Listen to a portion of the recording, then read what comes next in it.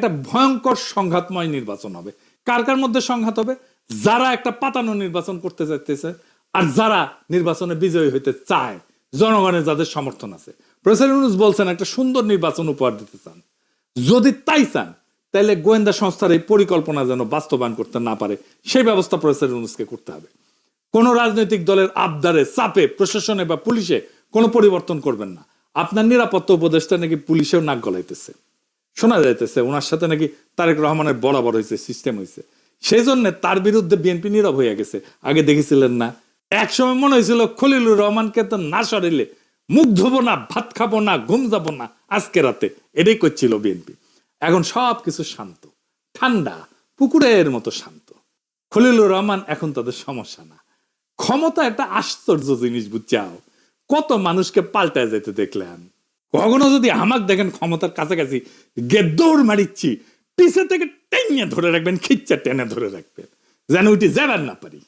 যাই হোক, বাংলাদেশের দুর্ভাগ্য হইতেছে মুষ্টিমেয় এলিট সংখ্যাগুরু মানুষকে শাসন করে সব সময়। আর সংখ্যাগুরু মানুষ এই এলিটদেরকে উৎখাত করার জন্য রক্ত দেয়, তারপর আবার বুঝাই টুজাই আবার এলিটরা এসে বসে পড়ে। এই ব্যবস্থাকে উৎখাত করার সুযোগ এসেছিল 5ই আগস্টে, আমরা হারাইছি সেই সুযোগ। সামনে নির্বাচনে যদি সিস্টেম করে জিতায় দেওয়ার চেষ্টা করা হয় তাহলে বিপ্লবের যেটুকু অবশিষ্ট আছে না, তা ধ্বংস হয়ে যাবে। এখন আপনাদের কাছে প্রশ্ন, এই বিপ্লবকে কি ধ্বংস হইতে দিবেন? তবে এখন সময় কেবল অভিযোগ বা হতাশার না। আমি হতাশ হইতে নিষেধ করি।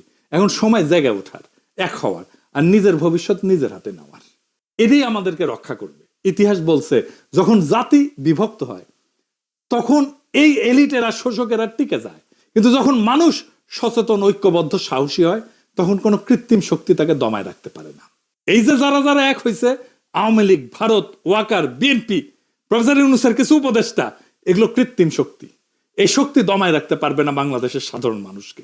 আমাদের তরুণদের রক্ত, স্কুল, কলেজ, বিশ্ববিদ্যালয়ের ছাত্রদের আত্মত্যাগ, সাধারণ মানুষের ন্যায়বোধ, তাদের লড়াইয়ের ক্ষমতা, এগুলো নিছক স্মৃতি কথা না, এগুলো ভবিষ্যতের ভিত্তি।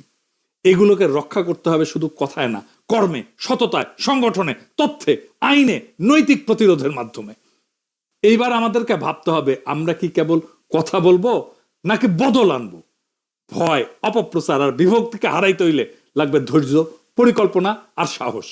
এখনই সময় সেই সাহস দেখানোর। এই দেশটা আমাদের, এই দেশ এলিটদের না, এই দেশ সংখ্যাগরিষ্ঠ সাধারণ দরিদ্র মানুষের। এই ইতিহাসও আমাদের। যারা রক্ত দিছে তারা চায় আমরা যেন ভয় না পাই।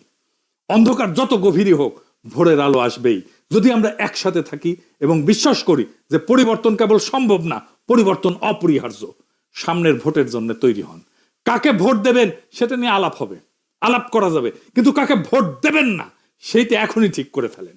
কাকে ভোট দেবেন না সেটা আমার মুখ ফুটে বলে দেওয়ার দরকার নাই, আপনারা নিজেরাই জানেন। এটাই বিজয়ের প্রথম ধাপ। আমরা এই নির্বাচনে বেহাত বিপ্লবের পুনর্দখল করতে পারবো ইনশাল্লাহ, যদি আমরা এক থাকি, যদি আমাদের কৌশল ঠিক থাকে, যদি আমাদের সাহস, সততা এবং লক্ষ্য স্থির থাকে। ইনকিলাব জিন্দাবাদ।